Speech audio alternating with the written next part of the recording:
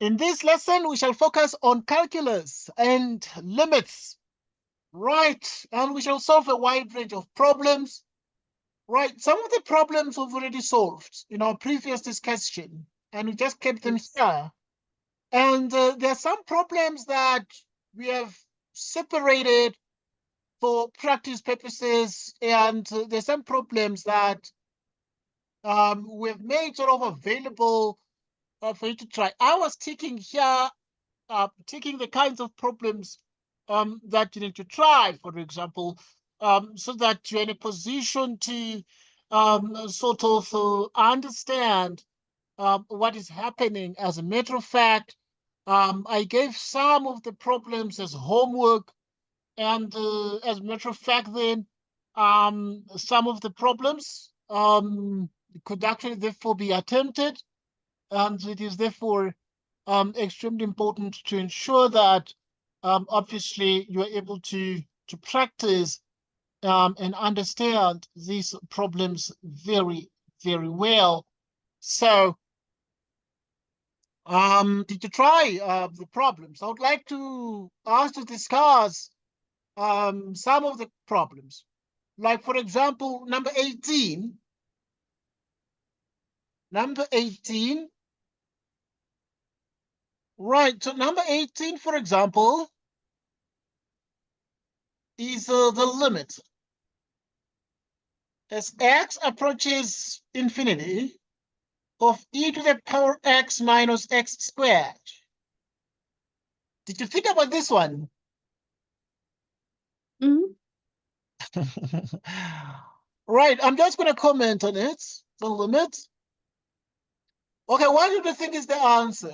Let me ask. I don't know, but I got one.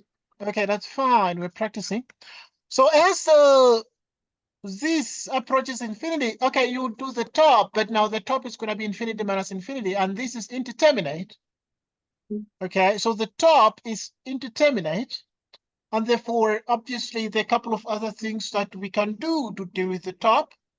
One of the things a student can do is to write this as e to the power x. And you can certainly divide that by e to the power x squared. Okay, that's something you can do because these are exactly the same. And as e approaches infinity, the top is infinity, the bottom is infinity, meaning obviously you can attempt to use local rule here. And you have the limit as x approaches infinity. And now the top is going to be e to the power x, the bottom is going to be e to the power x squared, but it's going to be 2x as well that you're going to have here. And now you actually look at these very carefully and think about what then you actually are able to get out of this. And as a matter of fact, as x approaches infinity, the top becomes infinity, the bottom becomes infinity times infinity. Right. And so the truth is you will go on and on and on. For example, if you continue to examine this limit as x approaches infinity, you'd have that the top, the derivative of e to the power x using local rule is e to the power x. Okay, the bottom now, you differentiate this, derivative of 2x becomes 2e to the power x squared. And then we have 2x to x, which is 4x squared, e to the power x squared. Okay, so as x approaches infinity, the top becomes infinity, the bottom becomes infinity, and obviously it will just become like infinity. Just become like infinity.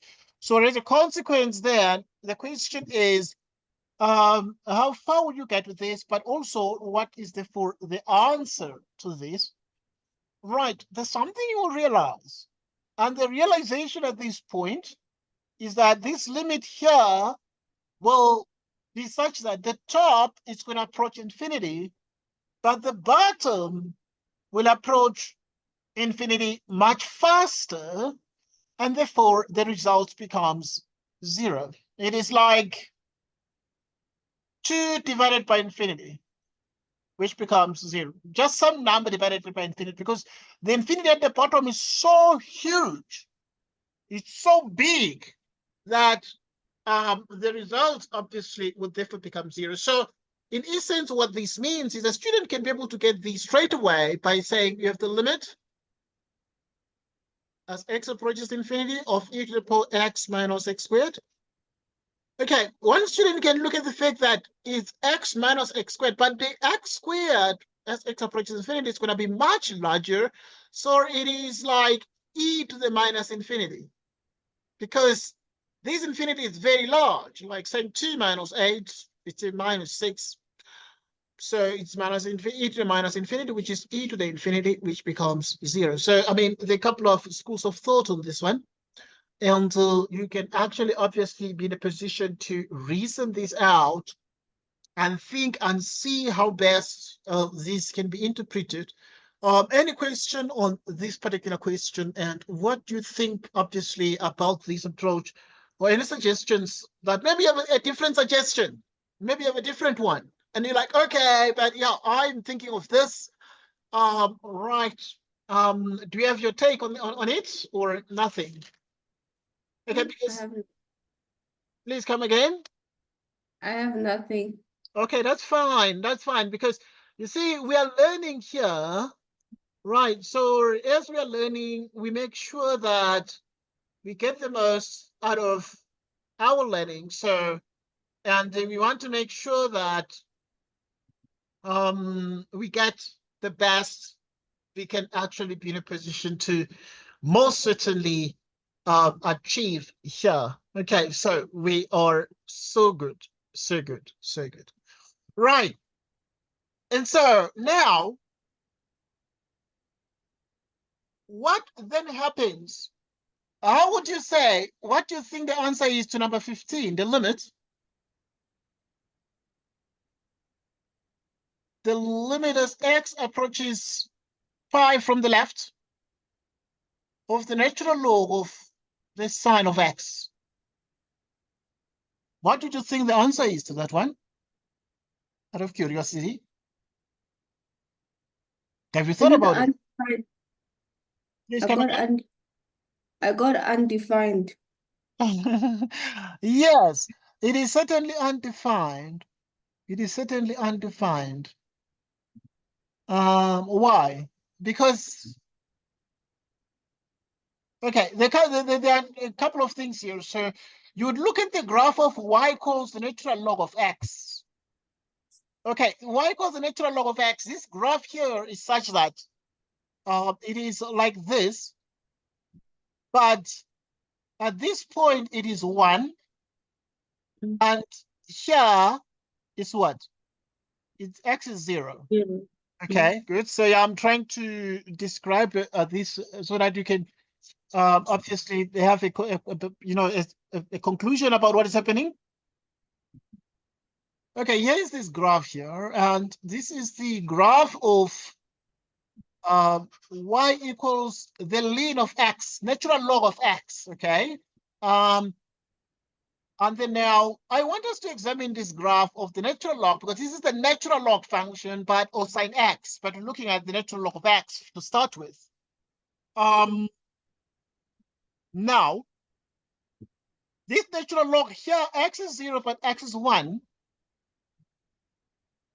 Okay. Now, at this point, what would you suggest is the result, is the answer to this? Okay. When we approach, when x approaches, in other words, if you have the limit, okay, I'm going to do some scribbling here. The limit of ln x as x approaches 0 from the right. Okay, if we approach 0 right now, from the right, x approaches 0 from the right. We approach 0 like this. What is the graph doing? Y approaches infinity from the left. Y approaches minus infinity. Y approaches minus infinity. Because the graph goes down and down and down and down. So that's like minus infinity. That's like minus infinity. Okay, so now let's take a look at this and think. So it's the same thing here. It's the same thing here. Okay, here you have x approaches pi from the left of pi. Okay, we're looking at the sine graph. Okay, the sine graph from high school is that the sine of 0 is 0. Mhm. The sine of 90 degrees, it's a 1. Mhm. And then the sine, there's pi. Okay, so if ever you x approaches pi from the left, okay, so you're approaching, here is pi. Pi is like 180 degrees in radians, but you're approaching it from the left, so from this side. When you approach pi from the left, this graph is going down, and this graph is becoming 0. Why is becoming 0? Because y is 0 on the x-axis. Okay, so the graph is approaching 0. And as the graph approaches 0, but it approaches 0, what kind of 0 is it? Is it like a 0 from the positive side of the graph, or a 0 from the negative side of the graph? It is a 0 from the positive side of the graph, because the graph is positive all the way. And we're approaching 0 from the positive side. If we approach 0 from the positive side, this is the same, it's the sort of thing that is happening. So in the place of x, we are putting 0 that is like positive. And in the log graph, if you approach 0 from the positive side, the graph becomes minus infinity. So, well, it means, therefore, here you are approaching pi from the left, and therefore pi from the left, you're approaching 0, but from the positive numbers, 0 from the positive. Therefore, this becomes minus infinity. This becomes minus infinity. Any question? No question. Okay, obviously a couple of things that we will bring to force. Let's look at number 9. What do you think is the answer to number 9?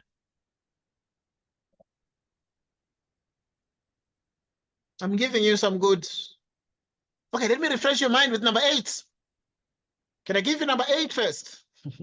Something lighter. Yeah. Something lighter. Okay, these things are recorded, so you'll have access to this video. Okay, right. I mean, everything is recorded. Yeah, this is recorded, so you'll have access to the video. What do you think the answer is to number 8? 1/3. 1/3. Okay, good. Because if you substitute 2 here, it's going to be like 0 out of 0.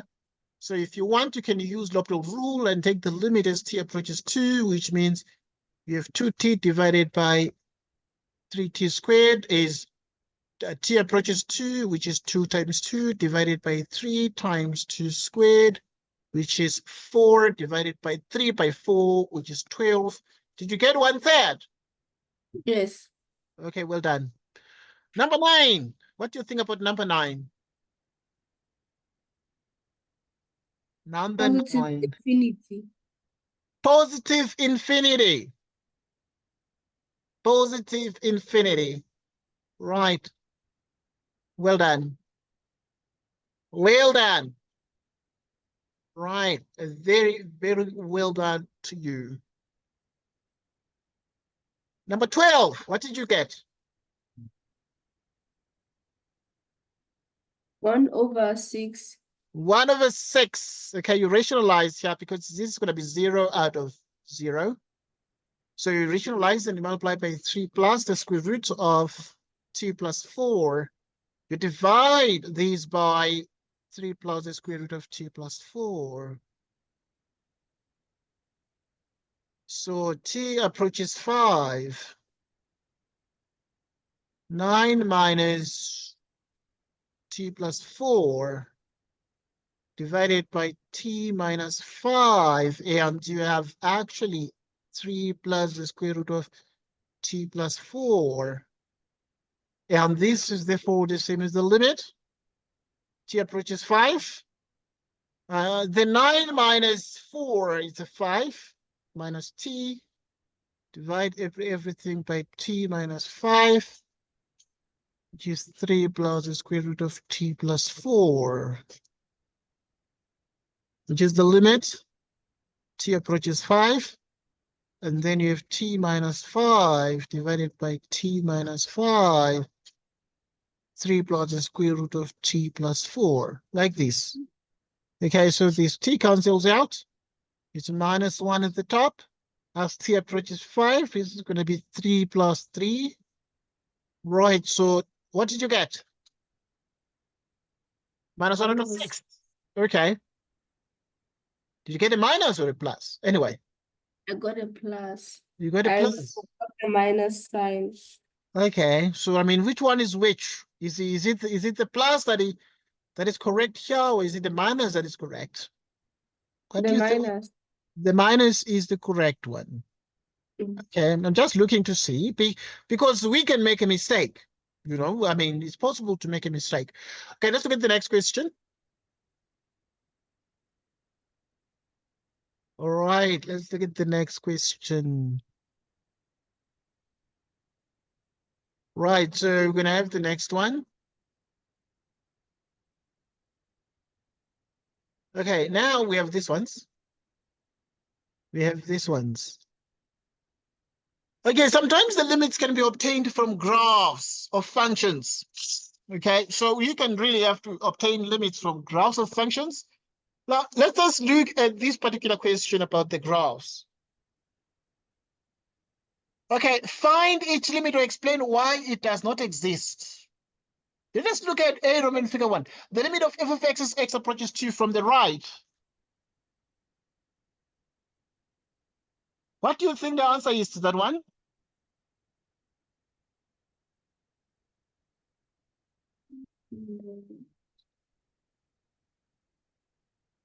Have you ever seen something like this before? Yes, I have. Okay. Because we're practicing together. And because I'm talking to you only, there's no other person on the line. There are times when I can do like group discussions, you know, but this is not a group. So you should fear no one. So you just apply your mind and you let me know what you think the answer is. I think the answer is 3. You think the answer is 3? Okay. Office examiner, whoever brought this question, you can see that this is in units, steps of 1. 1, 2, 3, 4, 5. Also 1, 2, 3, 4, 5.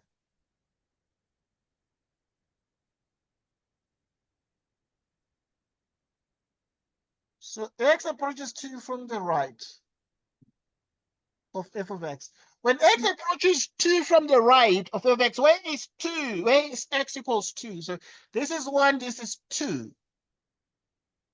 Right, so this is exactly what we have. So the graph here, this is 2. But when we approach 2 from the right-hand side of 2, then we're approaching 2 from this side. Right, if you approach 2 from this side, the graph that is available is exactly this one here, and it is exactly 3. Did you say 3? Yes. Well done. Okay, well done. Next, we're looking at this one. Now, x approaches -3 from the right. What do you think the answer is?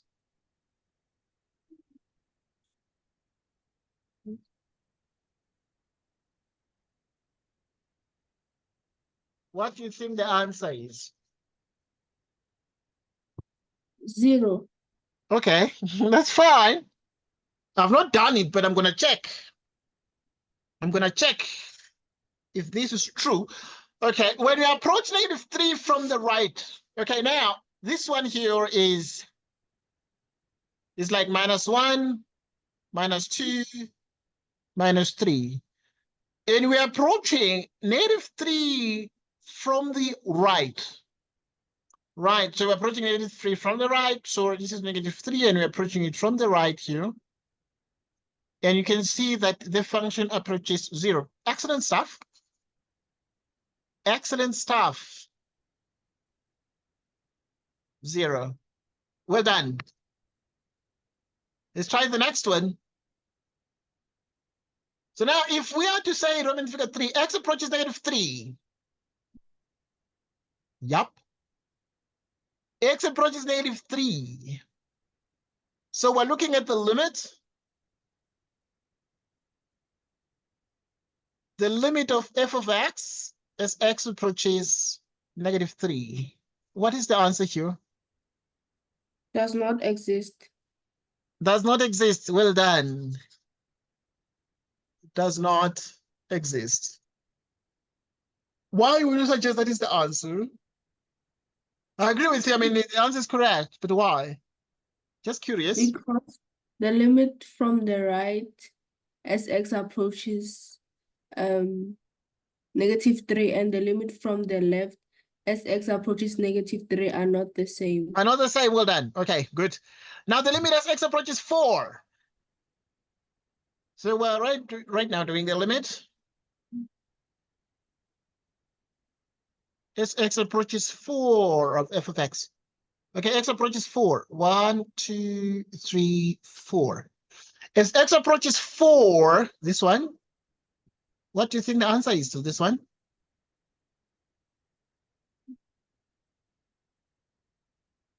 We're discussing. It's an open talk. It's an open discussion. Please don't worry. Do not be afraid.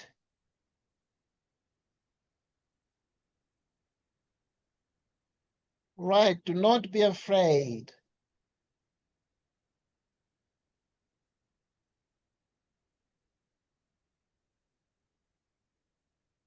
Let me know when you're done with it. Okay. Okay. We're discussing, so you should not be afraid. I'm just making sure that you apply yourself. Just making sure that you apply yourself.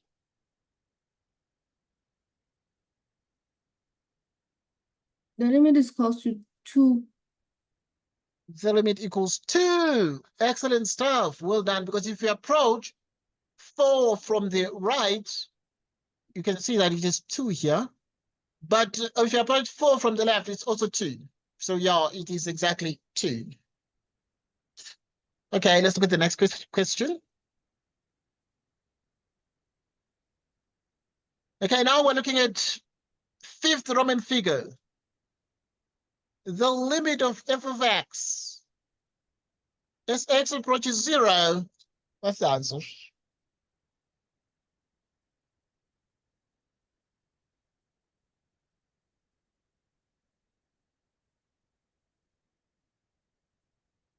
Okay. This one, as x approaches 0. What do you think the answer is here, Noah?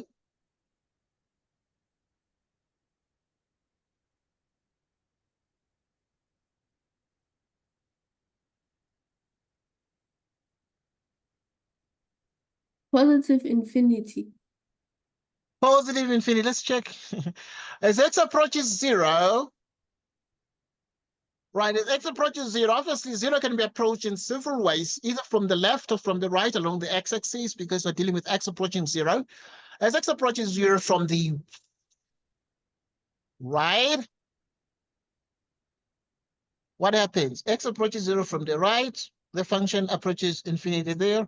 If you approach 0 from the left, it approaches infinity. So you can see that these approaches plus infinity. Correct.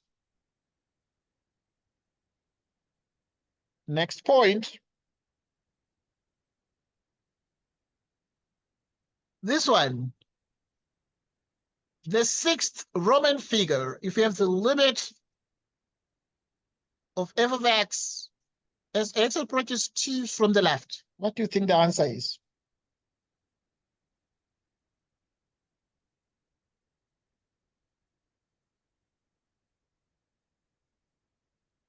What do you Negative think? infinity. Okay, let us check. So now we have 2. X approaches 2 from the left. As x approaches 2 from the left, so we approach 2 from this side. This function goes down and down and down. you're able to see that this function is going to approach what? Negative infinity. It's going to approach negative infinity. Well done. It's going to approach negative infinity. Right, so the next thing, let's practice. We're dealing with the seventh Roman figure. If you have the limit of f as x approaches infinity, what's the answer?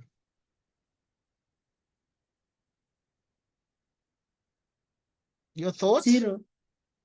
Okay. Right, let's check together. Because where is x infinity? Okay, x is infinity somewhere there. Okay, far away. So when x approaches infinity, it's when we're going far. When we're going far, what happens to this particular function? This function approaches what here? What number is it here? Because now we're going to have 2, 3, 4. What number would it approach when you go towards infinity? It approaches this number, it's like a 4, okay? Because this is 1, 2, 3, 4. So as you go to infinity, it appears to approach 4. What do you think about that one? That's not yeah. Okay, so what do you think? When x approaches infinity, what do you think the limit is?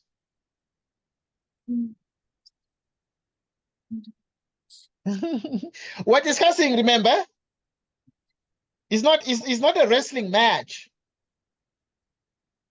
It's a discussion, it's an open debate. You suggest to me what you think. You suggest to me what you think is the correct answer.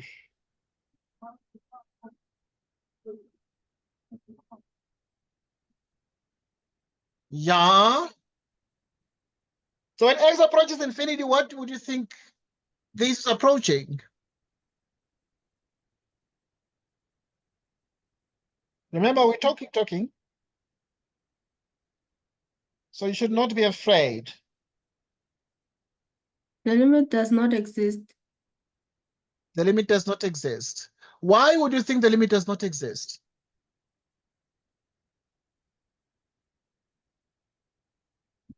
Because the limit from the left as x approaches infinity is not equal to the limit of x as it approaches infinity from the right. Okay, I hear you. That's fine. Remember, we're just having a debate here. Okay, we're having a debate. Right. So you really are making a lot of sense. But the truth is, as we go here, as x increases, this function appears to go like this, like this, like this. There's a number it approaches all the time when x becomes larger and larger and larger. And it appears to be such that as we go, as x becomes larger and larger, it is approaching the number 4. The function is approaching the number 4, and that is what you're going to actually be in a position to have here as a consequence, you know? Think about it. Think about it. Okay, we have the next question. This was the 7th Roman, the 8th Roman figure. The 8th Roman figure. So now we are saying the limit of f of x as x approaches negative infinity. What's the answer? Negative infinity is somewhere here to the left. So what are we going to have here? -1. Well done. It's approaching, the function is going to be approaching -1. Like that. Right, so let's look at B. State the equations of the horizontal asymptotes. Are you able to see any horizontal asymptotes? And what are the equations of the horizontal asymptotes? So you're looking for equations of the horizontal asymptotes. Horizontal asymptotes. What do you think? X is equals to 4.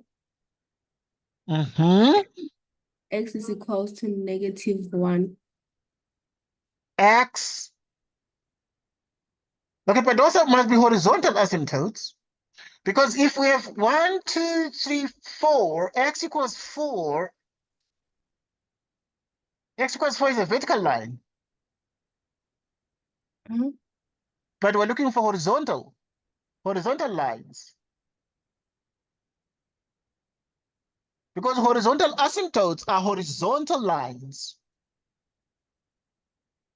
Right? These are horizontal lines. So if we give the equation x equals 4, we're giving a vertical line. Oh, y is equals to 4. Yes, it must be a y. So y equals, let's check if that is going to be true. If you think y equals 4, is it? Yes, and y equals -1. Let's check y equals 4. 1, 2, 3, 4. I agree with you because y equals 4, the function appears to actually be asymptotic there. So y equals 4. Another one? Y equals to -1. Y equals -1. You got this one from here, right? And this other one is y equals 4, which is there. Any other thing?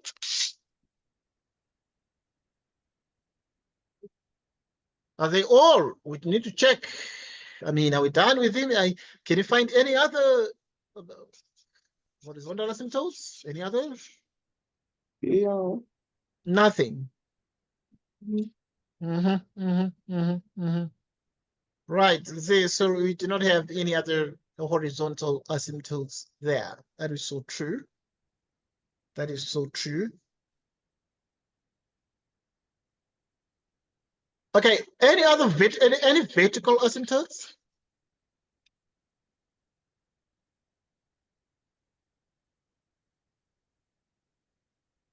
Any vertical asymptotes? And x is equals to 0. Okay, you think that it's x equals 0.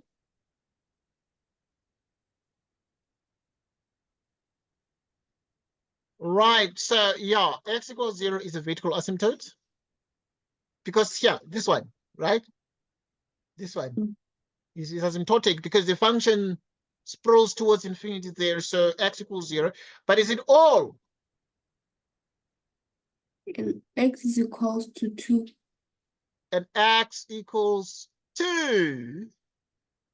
Yeah, I agree. X equals 2 here, the function is asymptotic there. Anything else? No. Nothing else. Okay, good. So we found the equations of the horizontal asymptotes, the vertical asymptotes. At what numbers is f discontinuous? Explain. Let's talk about discontinuity. F is discontinuous.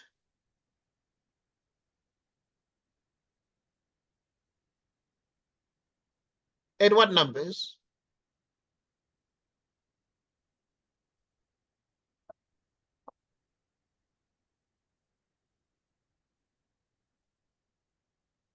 At what numbers?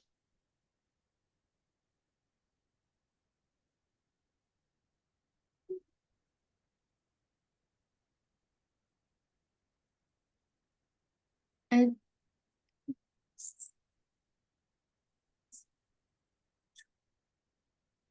Yeah, what do you think? x is equals to -3. At x equals -3. Let's check. Right, at x equals -3. Let's check here is -1, -2, -3. Is discontinuous. Because when you approach -3 from the left,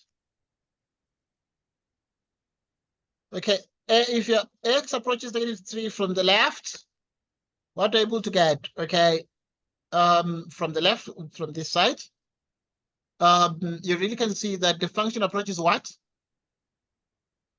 3. -3. -2. -2, never mind. -2, good. But now we have the f of x as x approaches 3 from the right of 3 of -3. Remember, we're speaking about -3 here. That's what we're talking about. So I need to write -3 here. Right, so we're writing -3 here, and if we're approaching -3 here, we did that from the left, but also -3 from the right. -3 from the right, the function approaches 0, right? Mm. So because the limit does not exist, then obviously it is discontinuous. So there is it is discontinuous at x equals -3. So at x equals -3, f is discontinuous. What else?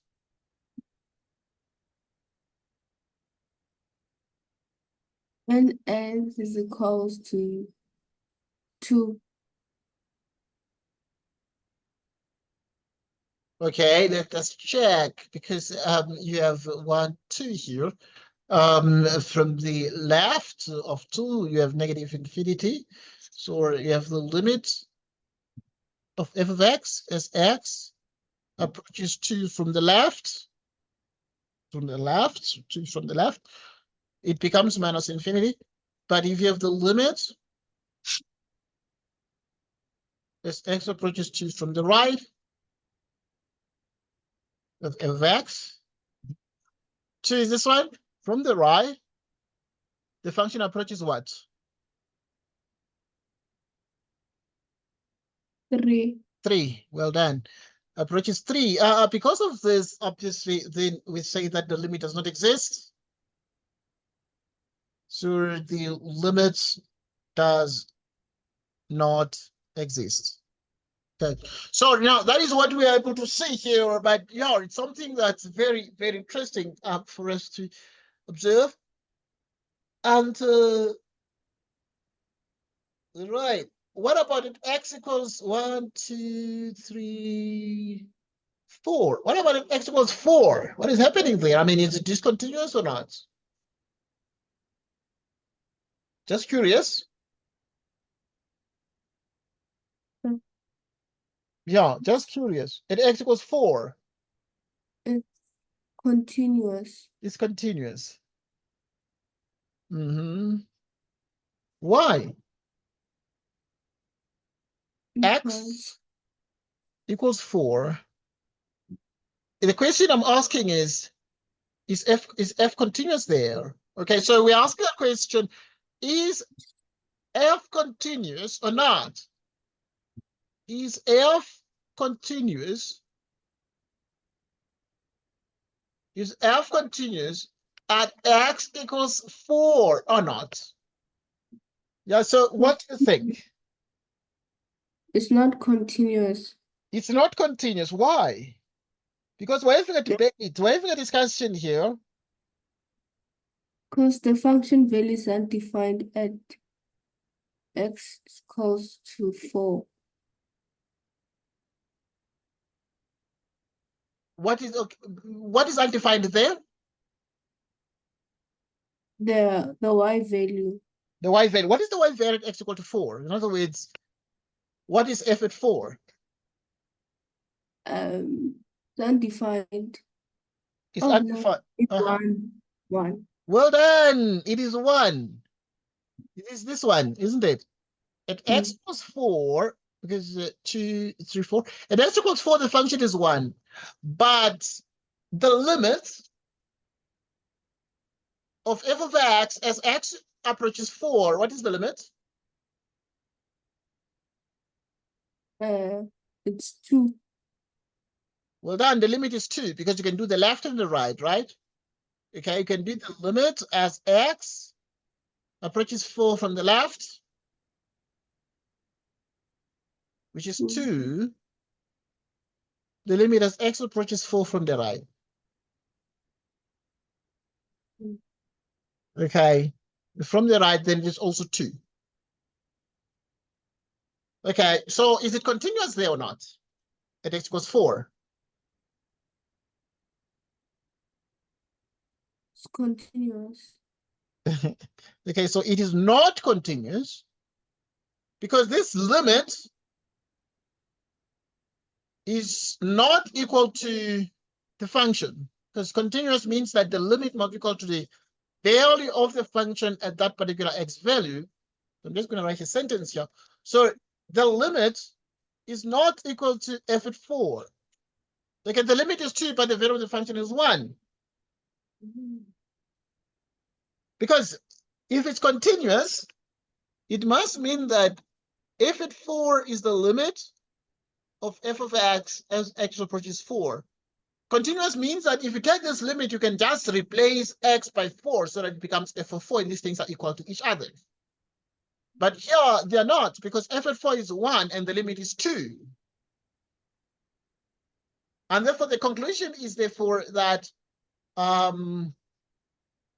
f is not continuous at that point.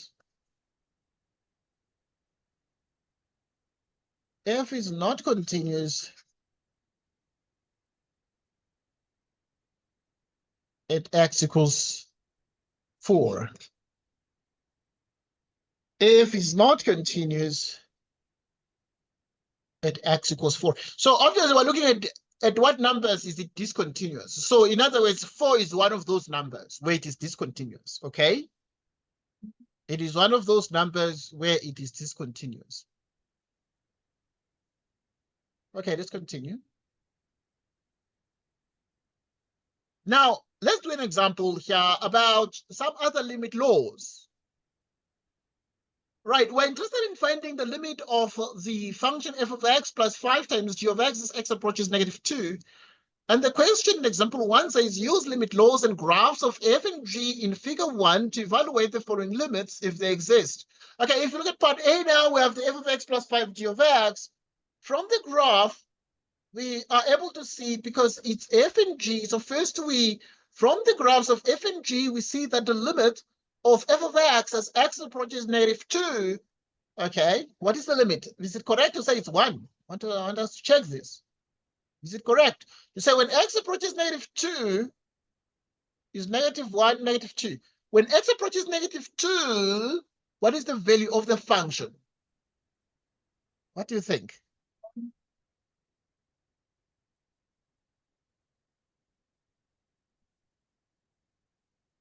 What is this limit, that is? What is this limit? -2. As x approaches -2, remember we're looking at the function f. F is the red one, is the red function. Because the blue function is g.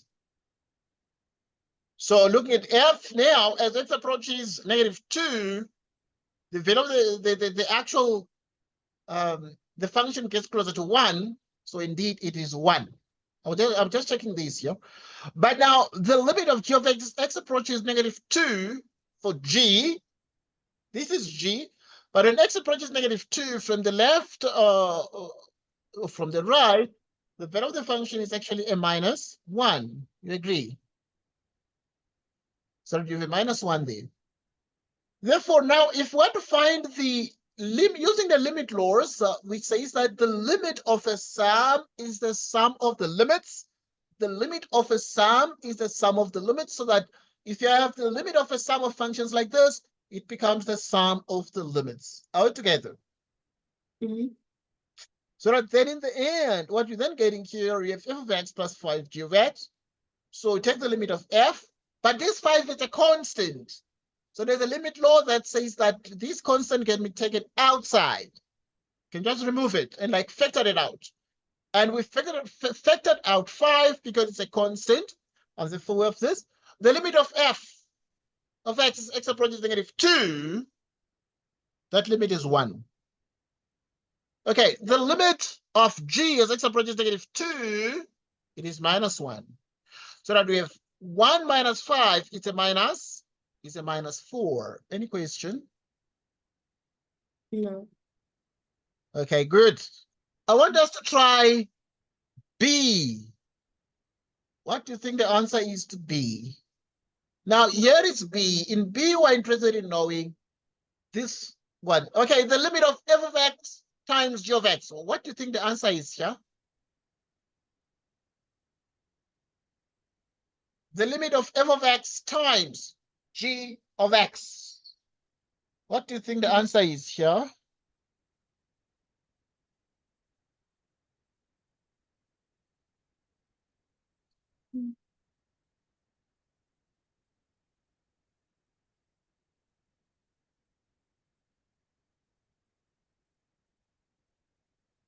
Okay.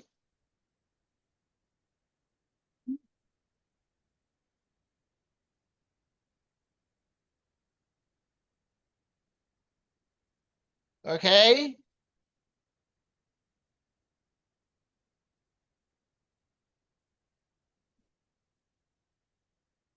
Okay, right, yeah. You done with it?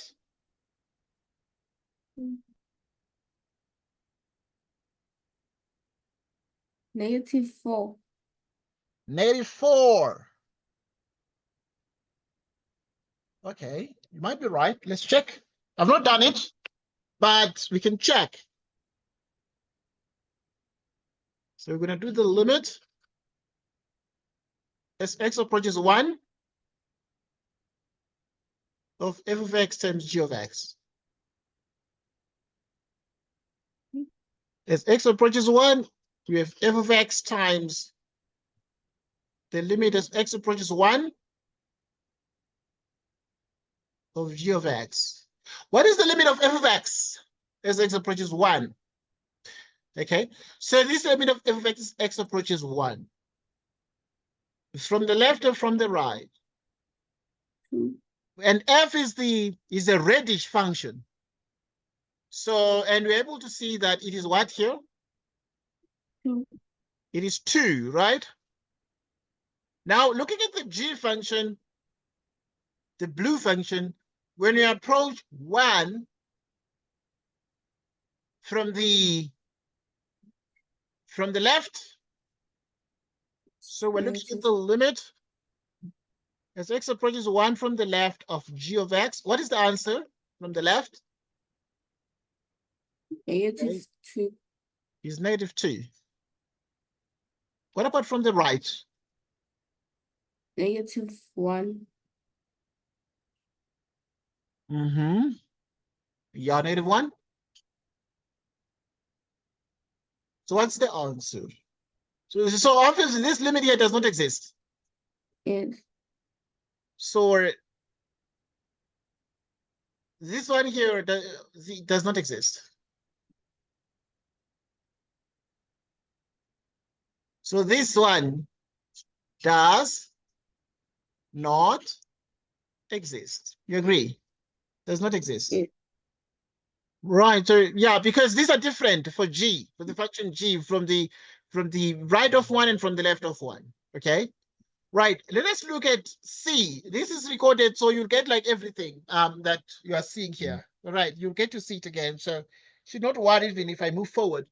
Okay. If you look at C, what we have in C.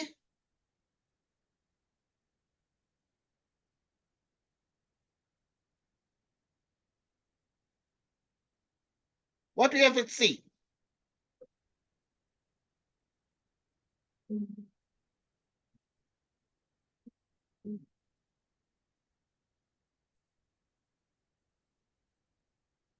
What do you have at C?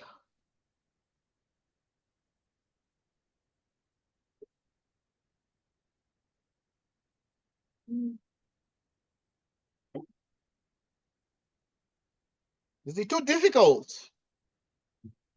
No. Too easy. Okay. Just teasing. Just teasing.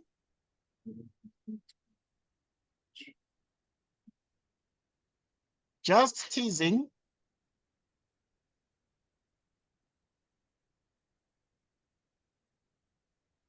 Right. Just teasing.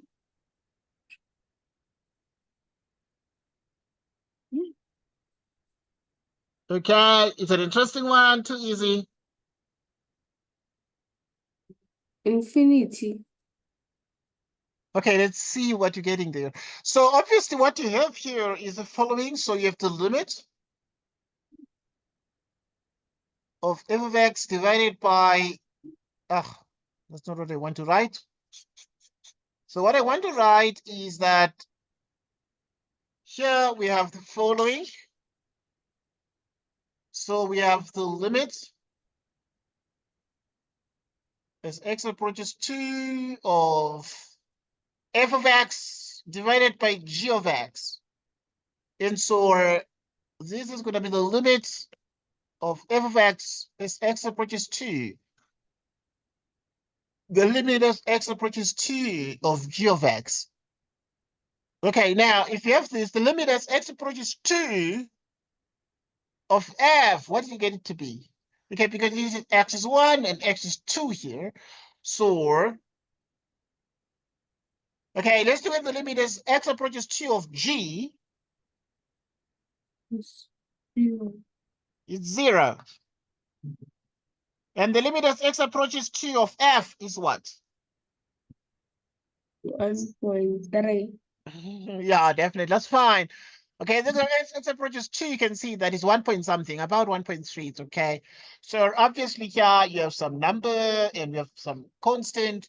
And if you divide these, you have some constant that is positive, and therefore what we're then having, and the constant is between 1 and 2. So you have the constant is positive, and c lies between 1 and 2. Okay, so as a consequence, what is the answer to this? It's like a 2 divided by 0. Infinity. Okay. Uh-huh. All right. Now, this one, the g is 0, but the 0 is a tricky 0 because it has, the 0 is approached from the negative side and the 0 is approached from the positive side. So in other words, when you approach this one, you get to 0, but the 0 is like negative. And here, because you're approaching 0 from the negative side, so you have negative numbers first. Here we approach 0. For the function g we're talking about, you approach 2, you approach 2, and now the function approaches 0 when x approaches 2 from the right. Okay, so what is then the answer to this? In other words, you'd have the limit as x approaches 2 from the left of 2. It is still 0. Mhm. The limit of g of x as x approaches 2 from the right of 2, it's still what? 0. It's 0.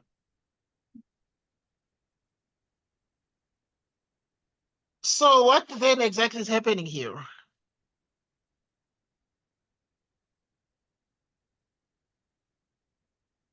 Okay, so my point is that this one is going to approach 2 values.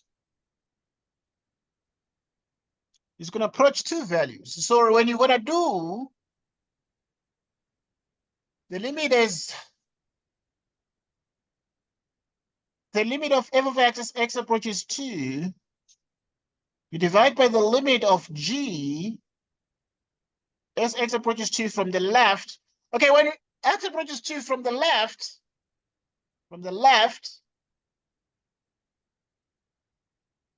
you get about 1.3, and you divide by what as x approaches 2 from the left, and therefore x approaches 2 from the left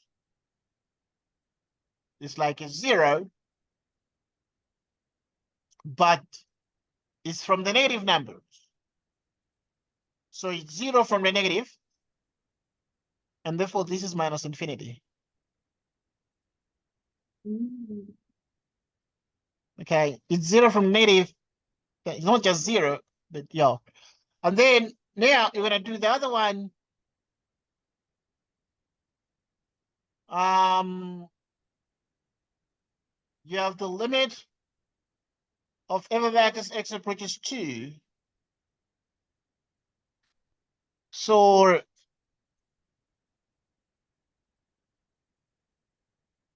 and now from the right, then we approach 0, but it's positive, the function. So, and therefore this is plus infinity. Okay, I'm mentioning that so that now we can then say, what is the answer to this? So, well, the truth is it is plus or minus infinity, either way. So, yeah, it takes plus infinity, but also becomes minus infinity. Okay, so obviously the limit does not exist. Does not exist. Any question? No question. No. Mm. Okay, let's proceed to the next thing. Because we are learning, we are learning.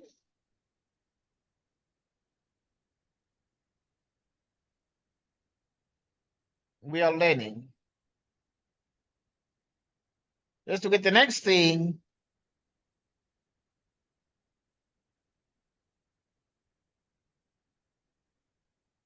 Right. Right.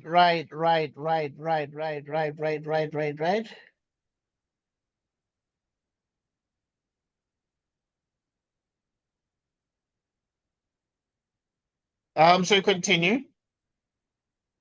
Mm-hmm. Okay, what is the next thing? Let's look at this one. Okay, there's theorem 2 that says that if the function, if f of x is less or equal to g of x when x is near a, except possibly at a, and the limits of f and g both exist as x approaches a, then these limits are like that. Okay.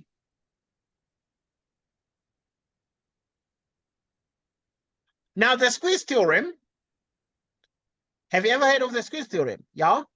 Okay. Yeah. Right, good.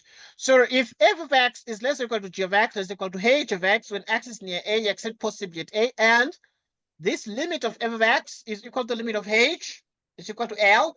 So the limit of the boundary functions, because now the function g is sort of a bounded function. It is having its lower bound f of x and upper bound h of x, and the limit of f of x equals the limit of h, and they're both L.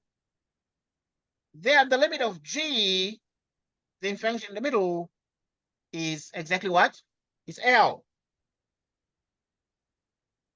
It's L. Okay, so that's what we have. That is exactly what we have here. That is exactly what we have here. So any question now? So if one function was not equals to L, will still the theorem be true? Okay, yeah, if one function was not equal to L, then the function would, the theorem would not hold. So the squeeze theorem, what we call the squeeze theorem, is able to squeeze the function g. The function g has been squeezed between f and h. It has been squeezed between what? F and what? And h. Okay. Right. So and this happens when f and h, which are sort of the boundary functions, have the same limit L. Okay. Right. Let us practice now and look at some problems. Show that this limit is 0. Please try that one and let me know when you're done. Show that this limit is 0. Please try that one. Let me know when you're done. All right. Please let me know when you're done.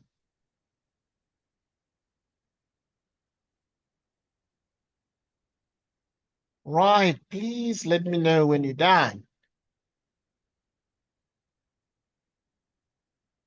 And then we can start, we can discuss it together. Right, then we can discuss it together.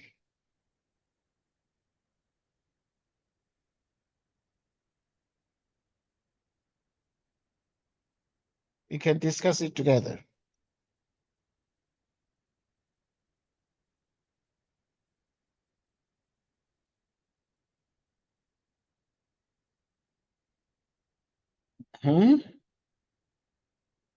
Right.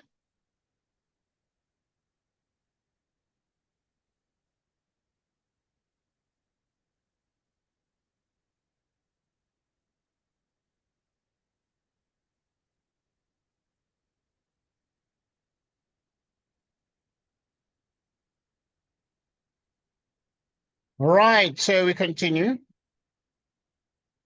Mm-hmm. Yeah, you let me know when you're done, please. Okay, I'm done. you're done. Okay. Obviously, I mean, you actually had to prove that the limit is what? The limit Zero. is 0. What did you do? How did you do that?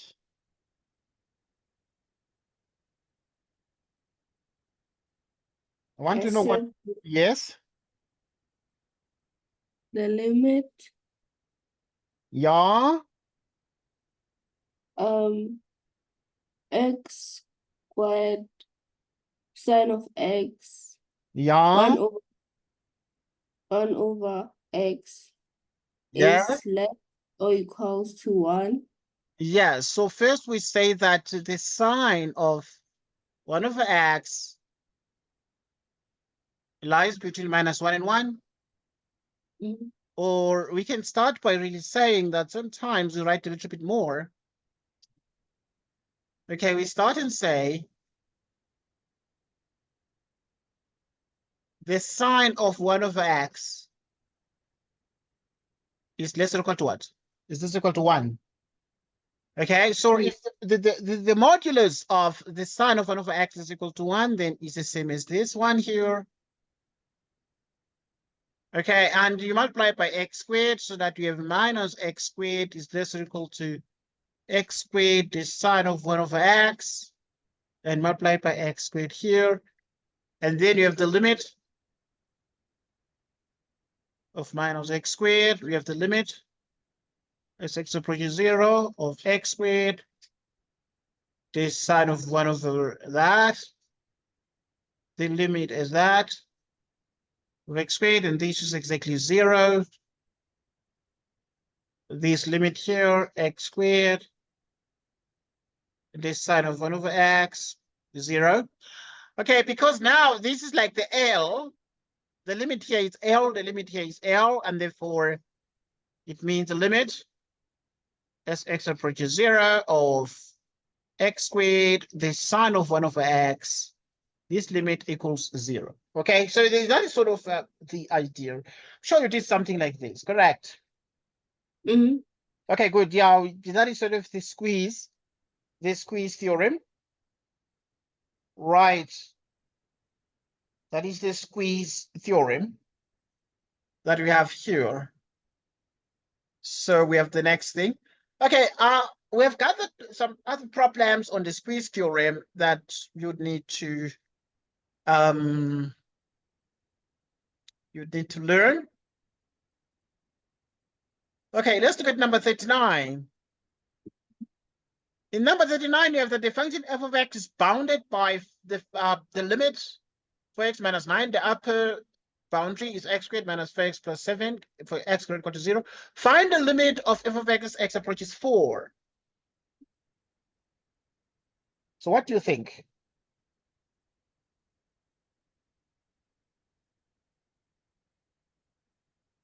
What do you think?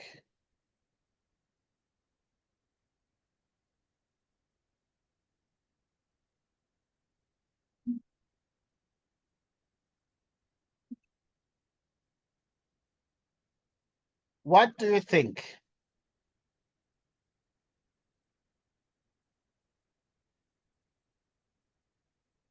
Mhm. What do you think?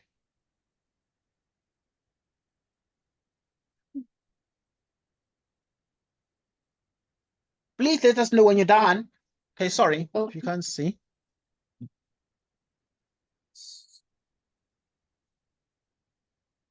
Please let us know when you're done.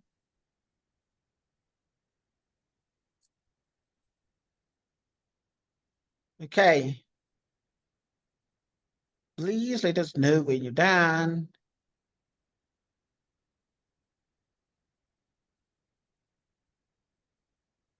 Right.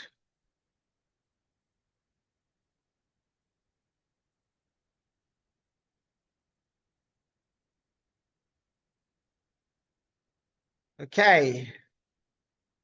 I hope you're able to see the question. Is it correct? Yes, I'm able to see the question. Okay, good.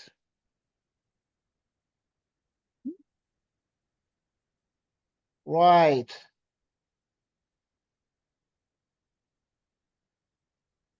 Right.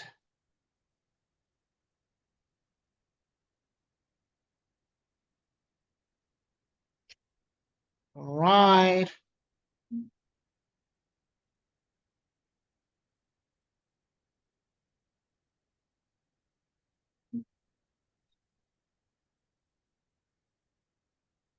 Right.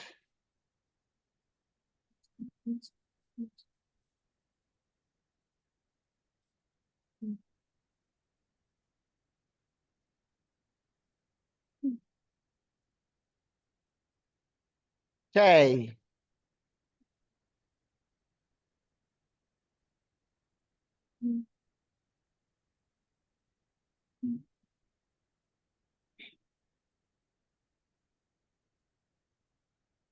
Right. How far have you gone there? You done? Not yet. Okay. So yeah, you let us know as soon as you're done. Okay, so that we can discuss. So that we can discuss.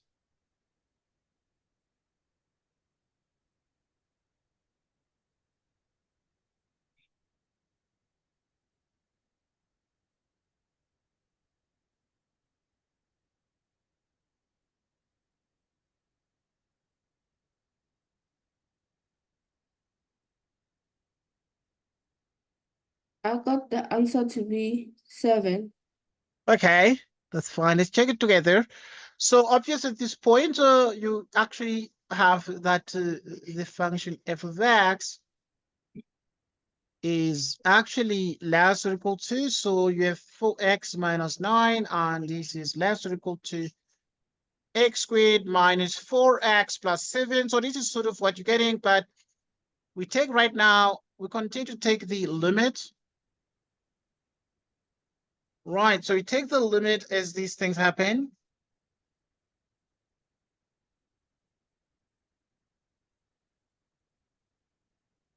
As x approaches 4, of 4x minus 9, x approaches 4 of f of x approaches 4 minus 4x plus 7. So which is 4 times 4 minus 9, which is f of x, which is 4 squared, 4 by 4 plus 7. Okay, 4 by 4 is exactly 16, minus 9 is 7. The limit as x approaches 4 of f of x, and this is exactly 16 minus 16 is exactly 7. So the limit actually, actually is bounded by 7 and 7, lies between 7 and 7, and this means that we conclude therefore that the limit of f of x as x approaches 4, this limit equals 7. So obviously we're to get this limit here, but we're sure therefore that this limit here is exactly 7. Any question here so far? No. No question. Right, so let us do some squeeze. Let's look at number 38. Wow, how would you approach number 38?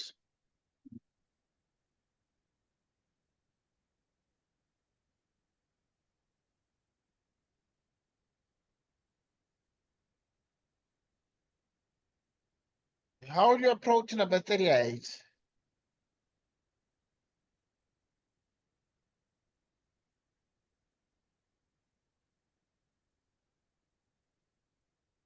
Right. Is it too easy, too difficult? Neither easy nor difficult. I don't know. I'm trying it out. Okay, all right, that's fine. Right, it's all practice.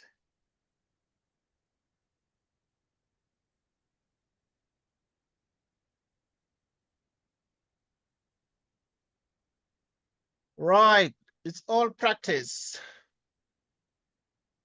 We are practicing and we're interested in understanding these things so well. We're interested in practicing these things so well. Okay, so it's all good and well. It's all good and well.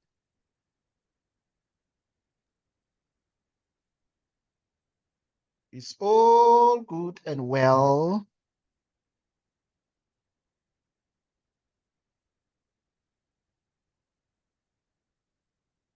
Right, it's all good and well.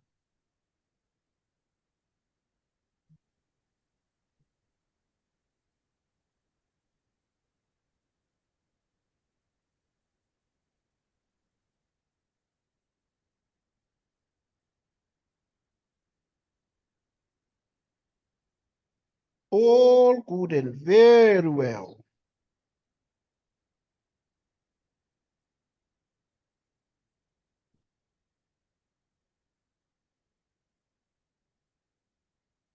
Right.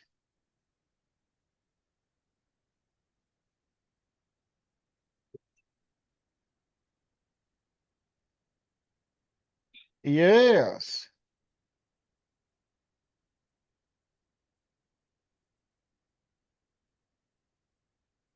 Yes. How far? Almost done. All right. Okay.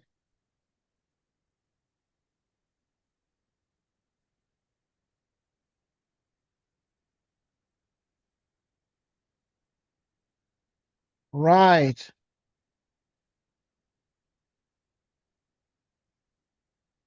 Want the answer to be 0. Okay, how did you do it? Yeah. What did you do? I said the limit. I said square root of x to the root 3 plus x squared Yes. sine of pi over x is Uh-huh. between -1 and 1. Yes, because the sine of pi over x is between -1 and 1, right? And then if you Yeah. multiply by the square root of that, it's going to be the square root of x cubed plus x squared. We have minus x cubed plus x squared.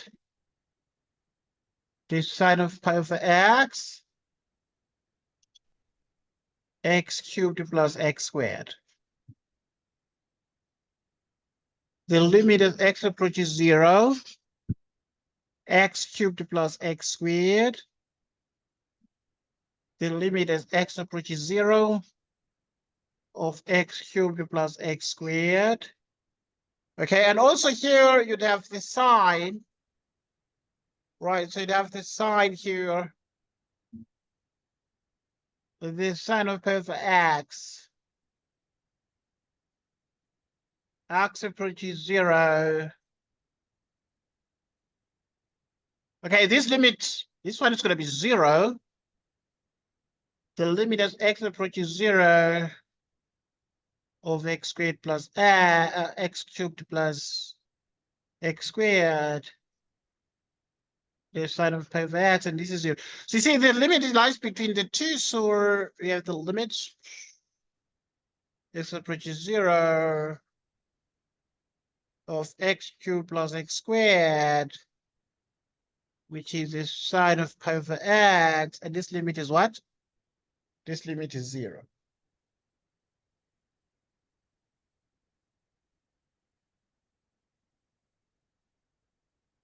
This limit is 0. Okay, yeah, so yeah, it is indeed 0. It is indeed 0. Right, what about this one, 42? What about 42? Try it, please, and let me know when you're done. Okay. Yeah.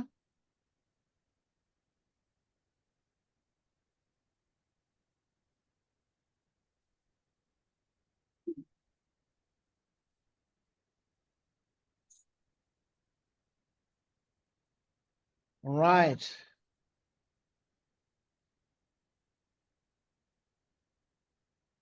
Right, and let me know when you're done. Okay. Okay.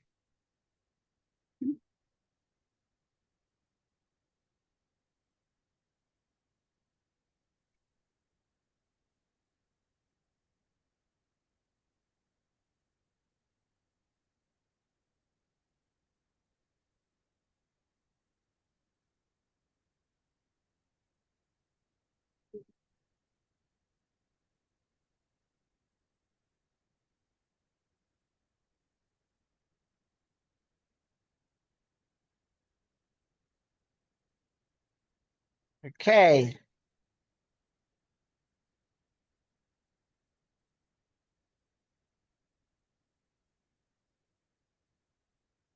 Right. Right. Right. Right. Right.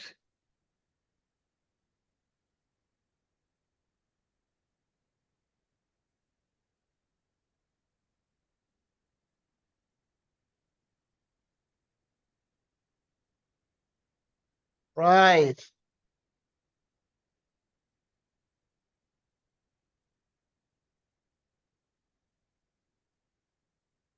Right. Right. Right.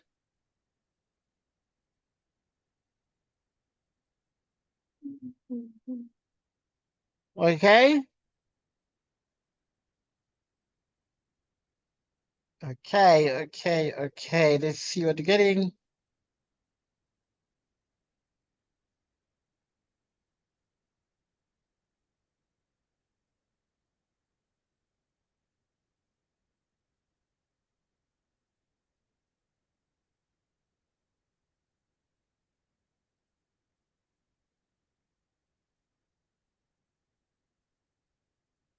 Okay. Okay. Okay.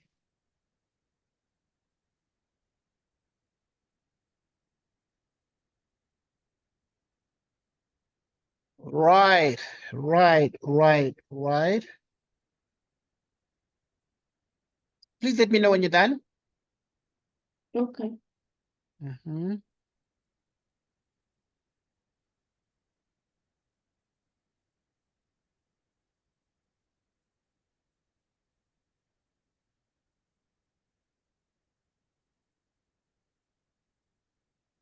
Please let me know when you're done.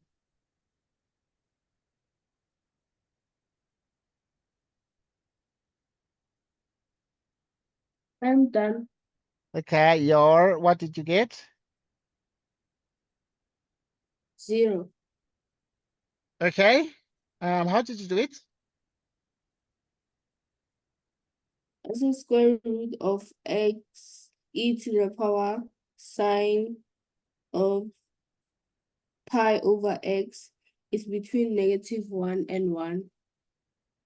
Okay, all right. So obviously we note that the sign, right? So we note that at this point the sign of pi over x.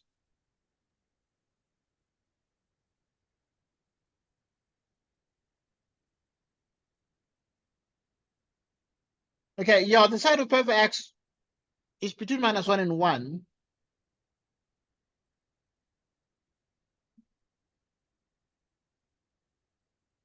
So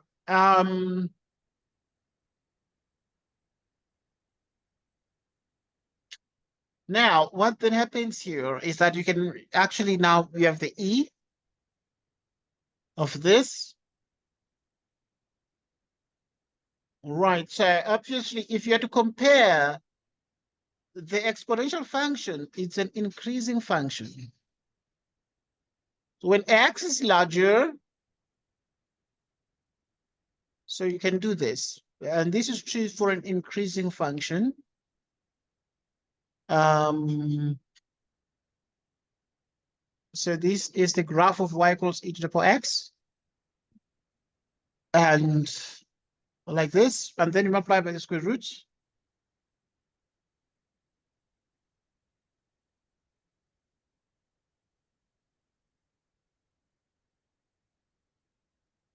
And then you have this one here.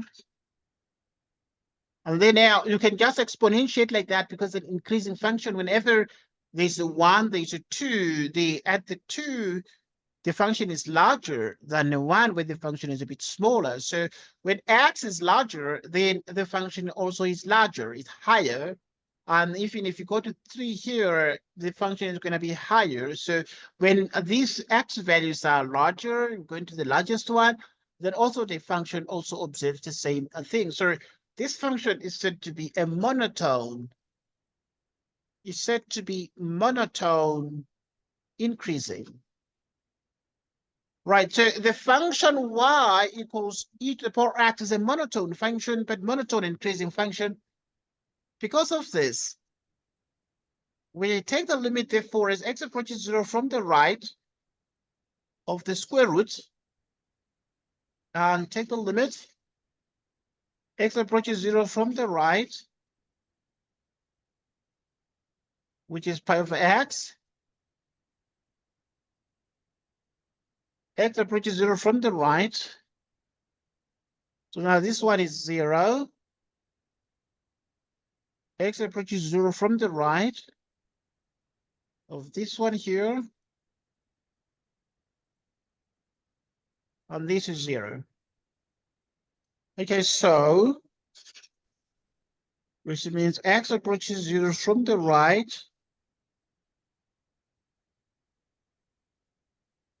which is pi over x.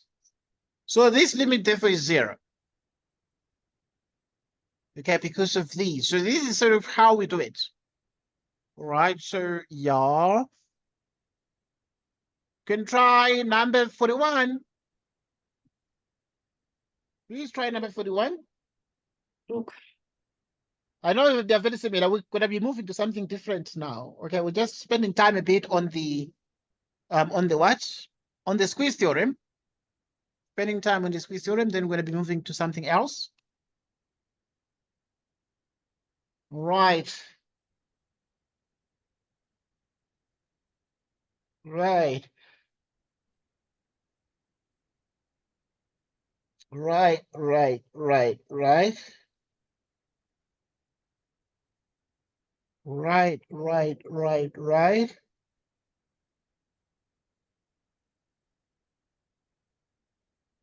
Right, right, right, right. Please let us know when you're done. Okay. Okay.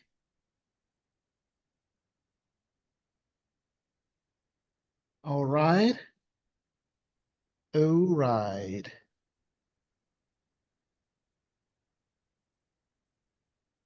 All right. Okay. All right.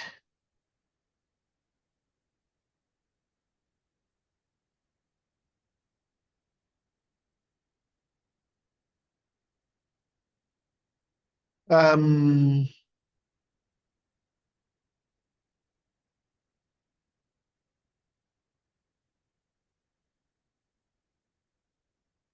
um,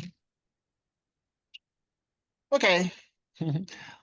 This just jumped out. You're gonna be right back.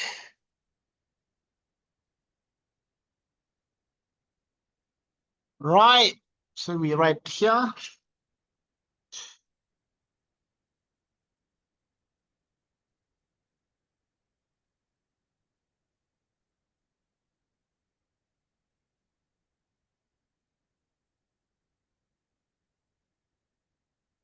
Right. We right here.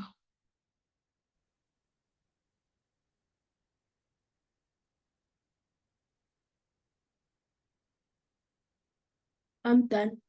Okay, what answer did you get? 0. How did you get it?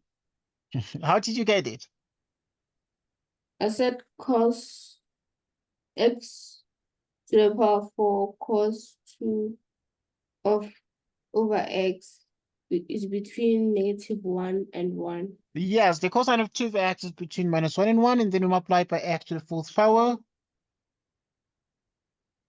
X to the 4th power, the cosine of 2 over x to the 4th power. And the limit as x approaches 0, x approaches 0 of x to the 4th power of the cosine of 2 over x.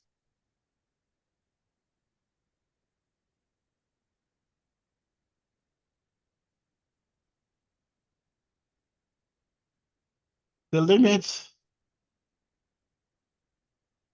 x to the 4th power, and now this is 0. This equals the limit x approaches 0, x to the 4th power of the cosine of 2 over x is less or equal to, this one is going to be 0.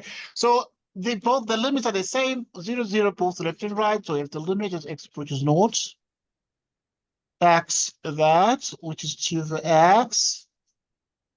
Right, so obviously at this point, once you get to this,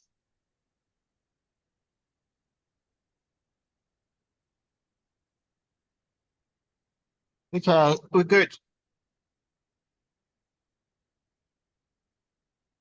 Right, so yeah, the limit is 0. What about number 40? Can you try, please, number 40? This one? Oh, Yup.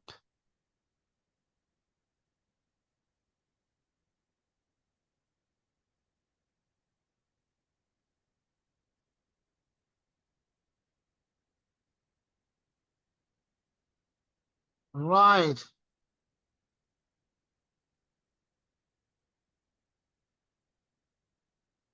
Right.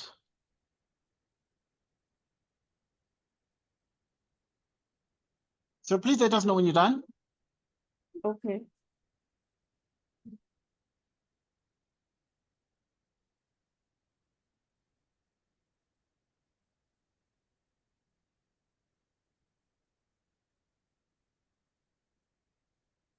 Okay, and then we can see what to do.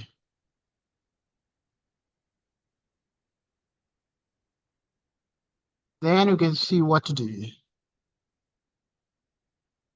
Number 40, it's the one you're trying. One you're trying, and then you're going to move to something else. Like a couple of things I gathered here, and then we shall see what else to do. There are like lots and lots of questions, like brain teasers and things like that. Brain teasers and things like that. I'm done. Okay, what answer did you get? Number 40.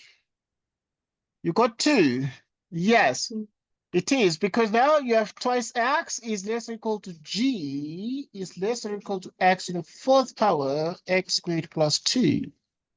Right, so we have the limit as x approaches 1 of g of x of 2x.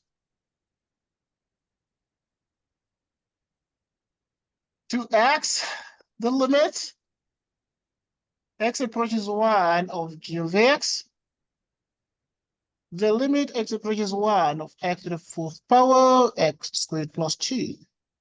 This limit here is 2, that's equal to the limit as x approaches 1 of g of x is this equal to here, you would have 2 again. So it's between 2 and 2, so the limit x approaches 1 of g is actually 2, 2, 2, 2 is the answer. Okay, good. Let's try the next question. Okay, with example 8, now you need to evaluate this one. Please, I'm giving you like 2 minutes, or just 1 minute. Just 1 minute is enough. Bring it back, it just went off.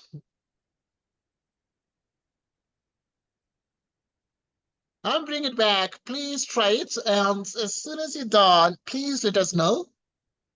Okay. Right, good. Right, you let us know as soon as you're done. As soon as you're done.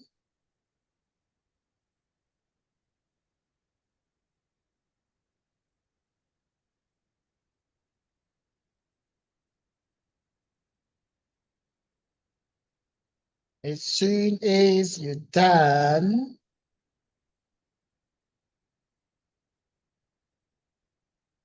Right, as soon as you're done.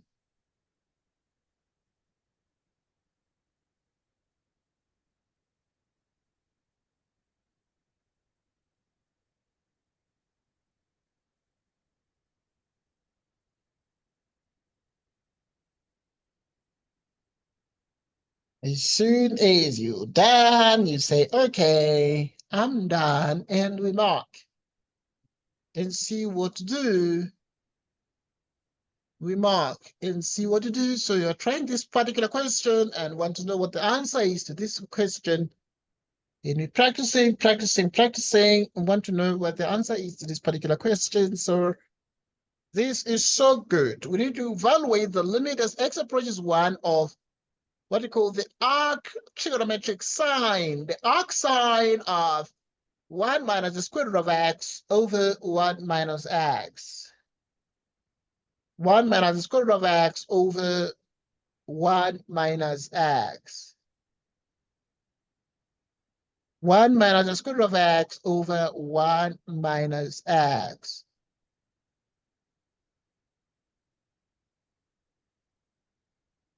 One minus the square root of x over 1 minus x.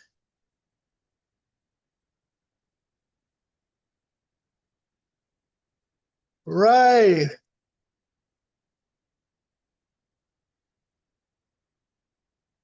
Right.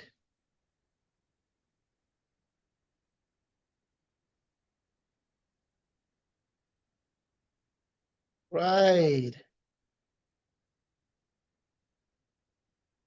How far? I'm done. Okay, all right.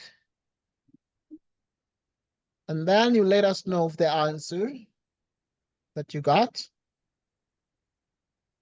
I got 0. Okay, let's check. I've not done it before, so I'm interested in seeing what the answer is going to be. Okay, I would have to trust you, but let's first do it together. So what actually we have here is we have that this equals. Right, so we have that this actually equals the following. Right, so to get the answer to this, what we're going to do is we equate these to the following. So this becomes the limits. X approaches 1. Arc sine of 1 minus the square root of x divided by 1 minus x. You multiply by 1 plus the square root of x divided by 1 plus the square root of x. X approaches 1, and you be like arc sine of, so 1 minus that, which is 1 minus, if you multiply this, is 1 minus x divided by 1 minus x, 1 plus the square root of x. 1 minus x cancels out, giving us the limit as x, which is arc sine 1 divided by 1 plus the square root of x. As x approaches 1, it is actually arc sine of 1 divided by 1 plus the square root of 1, which is arc sine of 1 over the square root of 2. According to the special triangles, if you have here 1, 1, the square root of 2, and then here you have pi over 4, pi over 4. And the pi over 4 is actually the same as 45 degrees. Okay, so if this is true, we're able to see that then the arc sine of this, which is like opposite of hypotenuse, so the answer to this is going to be exactly pi out of 4 radians. Or you can say that it is the same as exactly the opposite of hypotenuse is exactly the same as 45 degrees. It's exactly the same as 45 degrees.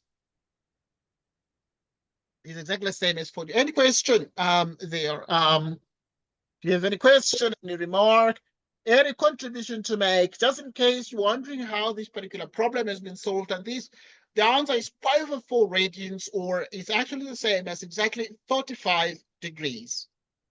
There. Exactly 45 degrees.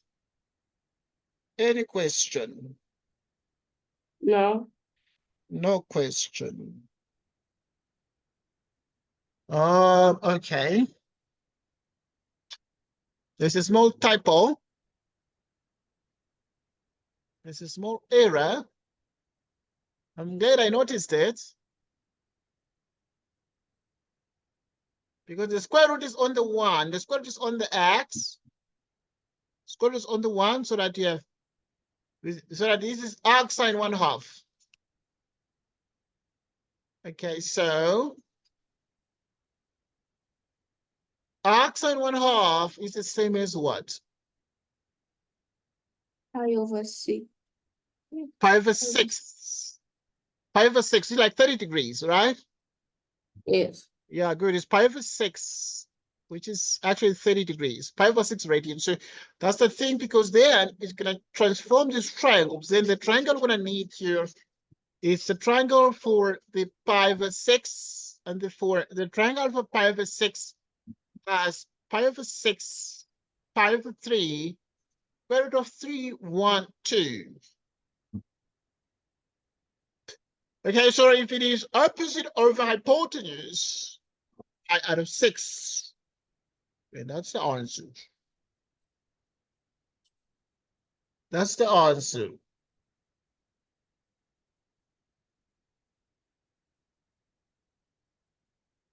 Okay, yeah, so that's what I wanted to say. So it's just pi out of 6. That's the answer. Okay, because the bottom here is going to be 1 plus 1, 2, which is arc sine 1/2, which is pi out of 6. And pi out of 6 is actually exactly the same as 30 degrees.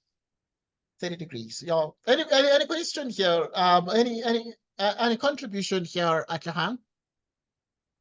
No. Nothing. Okay, good. Let's proceed to the next one. To the next thing. To the next big thing.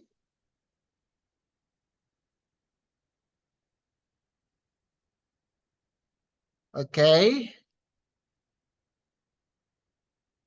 Let's proceed to the next big thing. Okay, what is the answer to this one? Okay, the answer is 0, but try it quickly. I know you know now you're quite fine with this. Yeah, but it's different a little bit.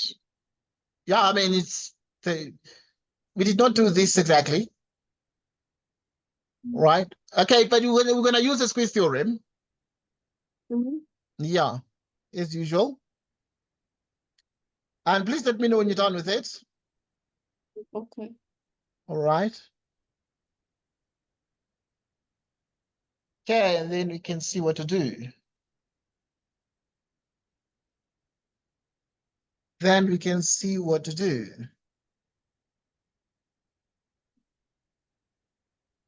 Right.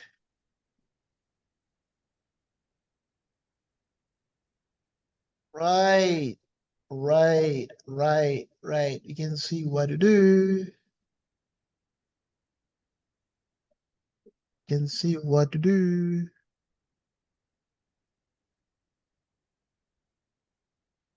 Mm-hmm.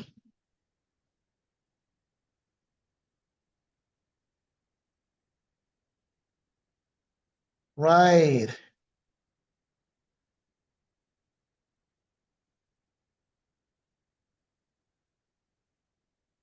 Right. So yeah, let's see what to do.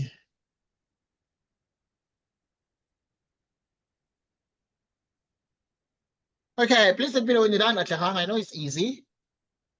Okay. All right. I'm done. What answer did you get? It's obvious. Okay, the squeeze theorem is always obvious. Mm. 0. 0. Okay. Okay, after you see the answer is a 0.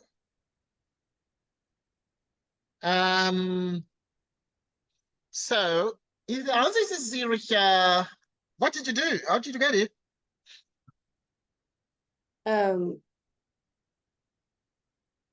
put x squared cos 20 pi of x between -1 and 1. Yeah. Then multiplied -1 by x squared, then multiplied 1 by x squared, Yeah. then added the limit as x approaches 0. Yeah. Okay, yeah, well done, well done. So now, first and foremost, you see that the function here, and then multiply by x squared.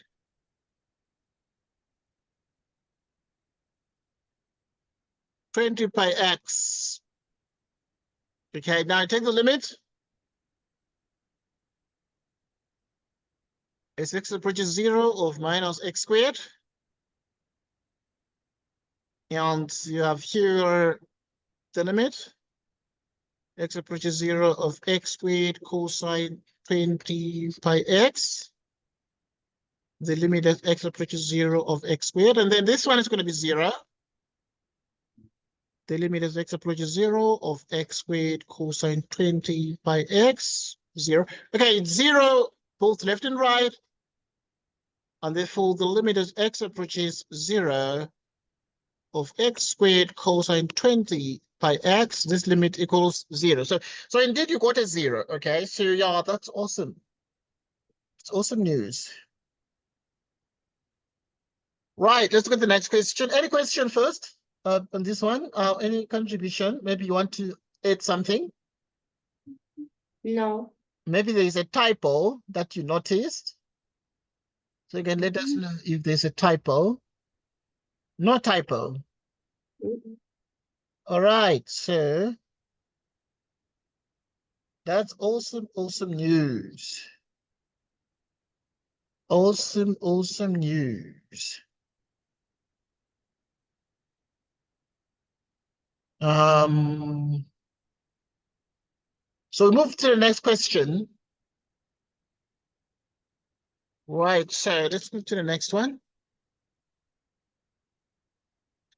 Okay, here are some questions I gathered, but yeah, these are not they're not extra difficult, but they're quite very fascinating questions. Let us see what we can do with some of these problems. Right, how can you try problem number 20? Okay. Try problem number 20 and let me know when you're done. Okay, so that's what we have.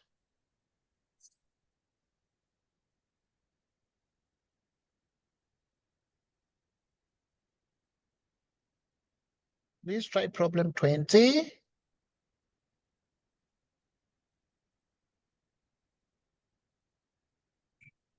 Right.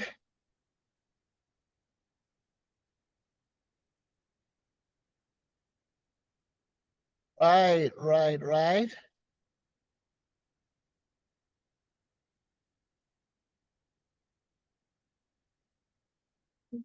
Right, right, right.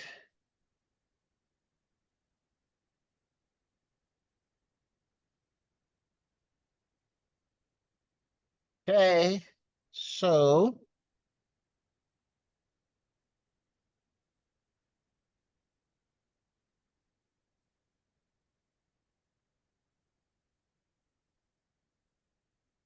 right,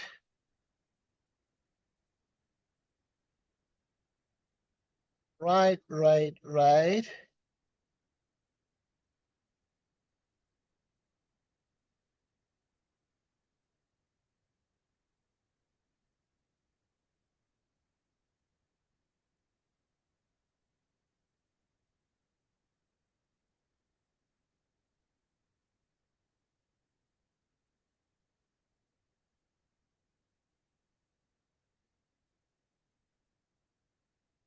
Okay.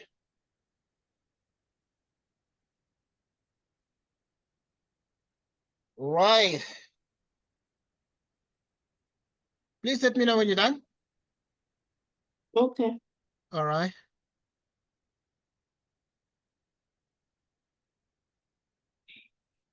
Right.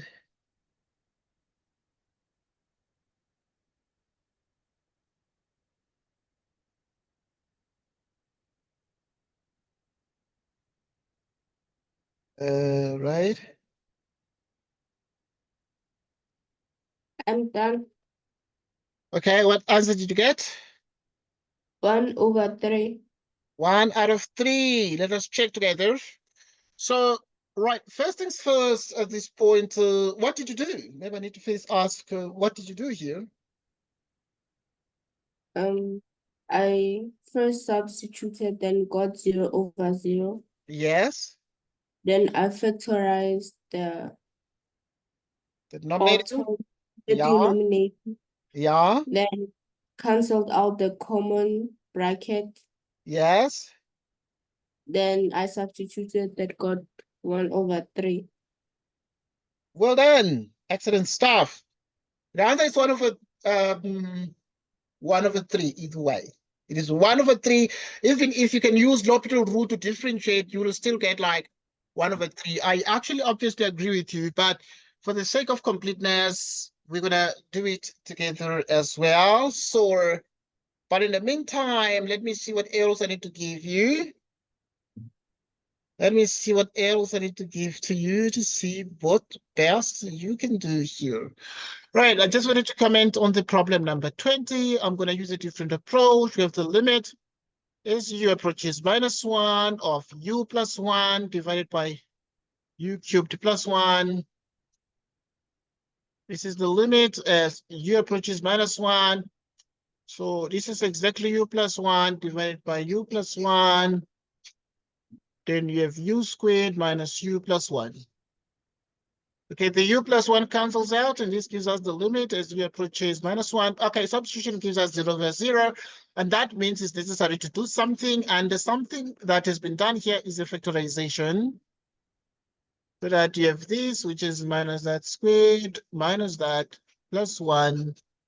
This is actually 1/3, and that's the answer. Even if you use like L'Hopital rule, you'll still be able to get exactly the same results. Exactly the same result. Exactly this very same result over there. Let's see what else we can do here. Okay. Right, if I can ask you to do another problem that we can do here. Let us try number. Let me see what we can do. Can you try number 26? Let's try number 26, and then you let me know when you're done with it.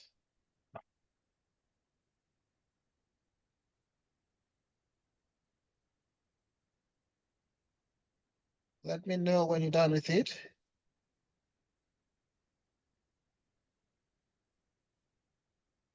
Let me know when you're done with it.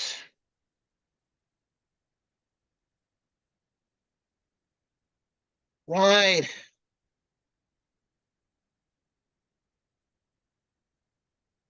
Let me know when you're done with it.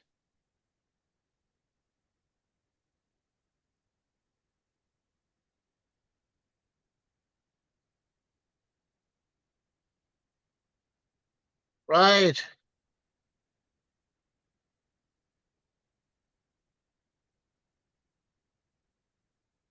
Right.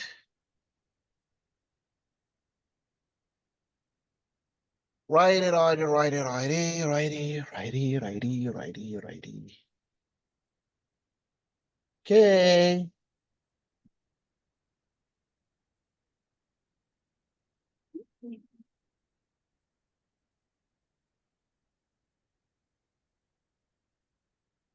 Right, right, right, right, right.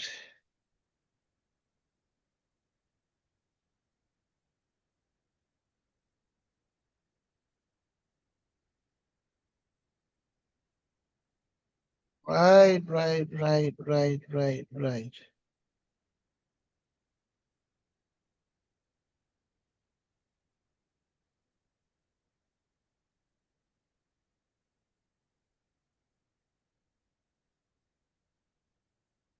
Right, right, right, right, right.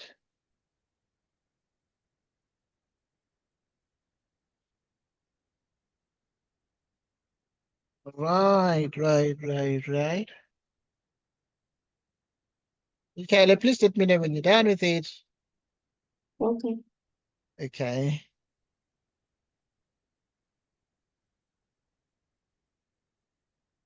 Right, let me know when you're done with it.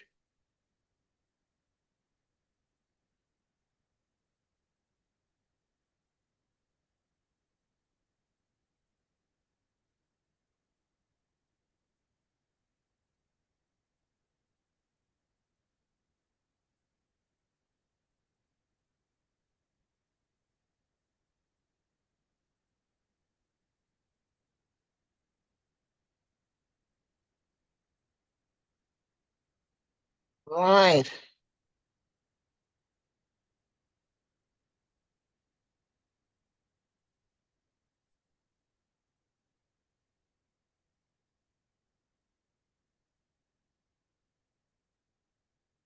I'm done.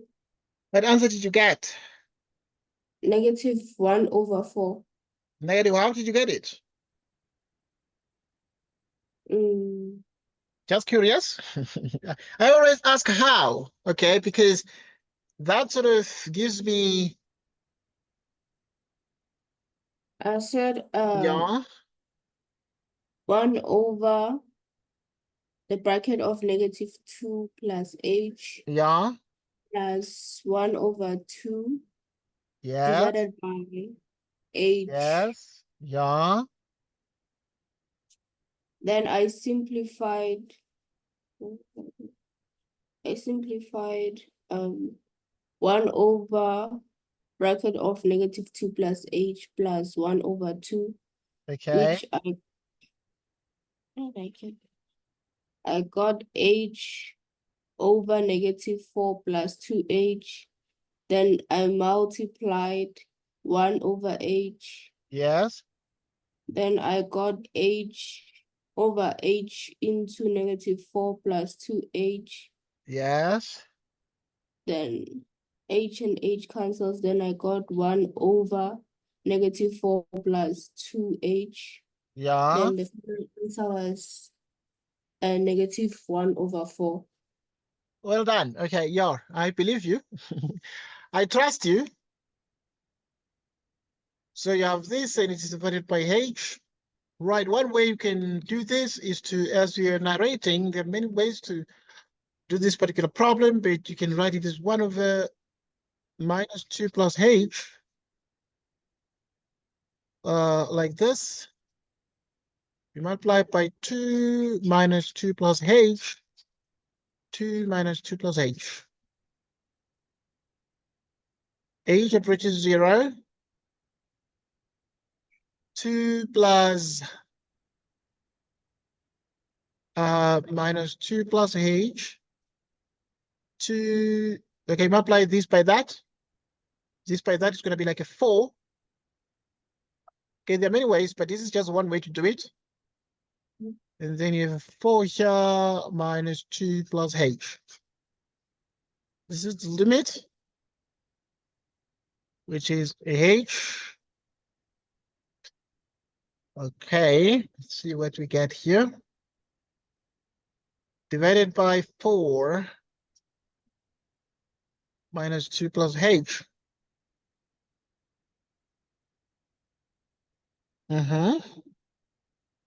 So what then we're able to get as a consequence of this then? Um,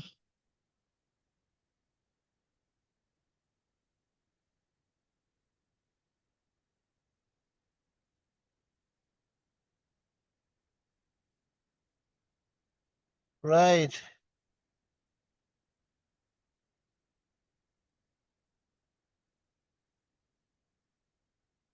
right. Right.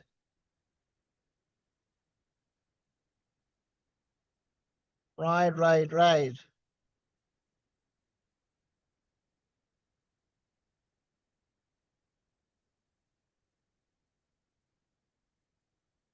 Right, right, right. So you continue.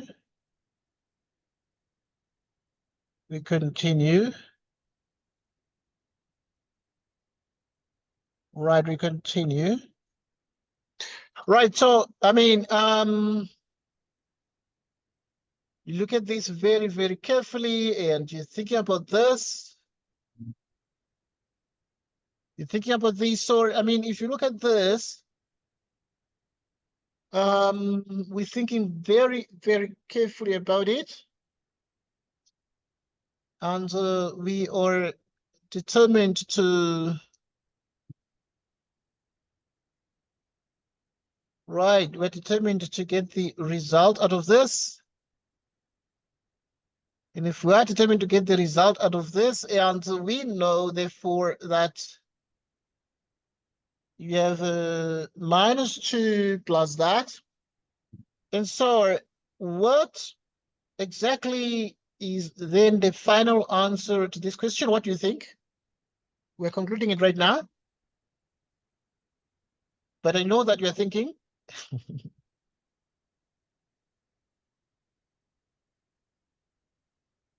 Right, I know that you are okay. It is an H, it is H that is here. H, H. So it's gonna affect this. So this one is H here. H, 2H, 2H.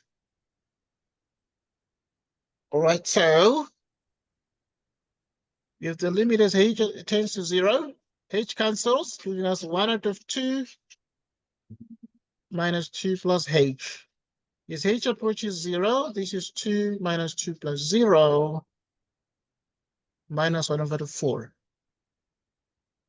Minus 1 out of 4. Oh.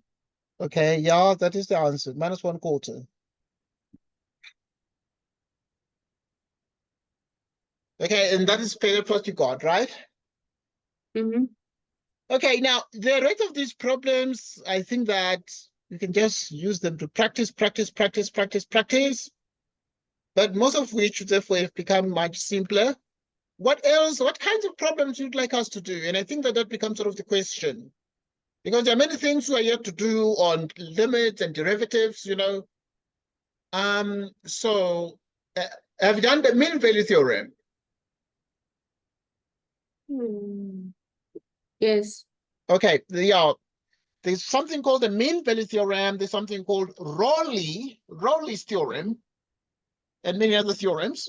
Okay, the other theorems that I'm yet to bring for discussion purposes for mastery on limits and derivatives. Okay. Right. So obviously there was an awesome discussion today, and I'm sure that we have done reasonably well. But the rest of these problems are like some activities you can do during your own leisure. This lesson is recorded, so you'd have access to this recording and you'll be able to see these problems when you watch the video. I'm going to send it to you in a few minutes after the lesson has been concluded, and then you'll have a chance to watch and enjoy yourself. Okay. And then yeah, I'll communicate on WhatsApp because I'll be interested. I'll be zooming into the lessons the things that you'd like us to do, the things we haven't done, the kinds of topics, sections you'd like us to do. Okay. Okay. All right. So then that is very, very okay. Right. I must thank you for joining us today. Any question, any remark, any suggestion on how we can do things better? Yeah, I mean, any input? I don't have any input. Oh, no input yet. Okay, we'll talk more on WhatsApp because yeah, I would like us to plan for the coming because we must have 2 lessons every week. And we suggested Friday and what? And Saturday, you know? which is Yes. okay, but we can do much more than that. So, but I would suggest to you at some point when I think we can like add a lesson as well. But we need to do 2 as a minimum, you know, as sort of the bare minimum, but we can do more than that. But 2, it's a must. And then we can decide to do more. We can decide to do 1 more, making them 3, 2 more, making them 4, something like that. You get the point. Okay. Yes. Right. I must thank you for joining us. It was awesome having you today, Atle Hong. Have yourself a wonderful, wonderful Saturday evening, and thanks a lot for your time and attention. We'll talk more on WhatsApp, and goodbye for now. Thank you. Bye. Goodbye, Atle Hong. Goodbye.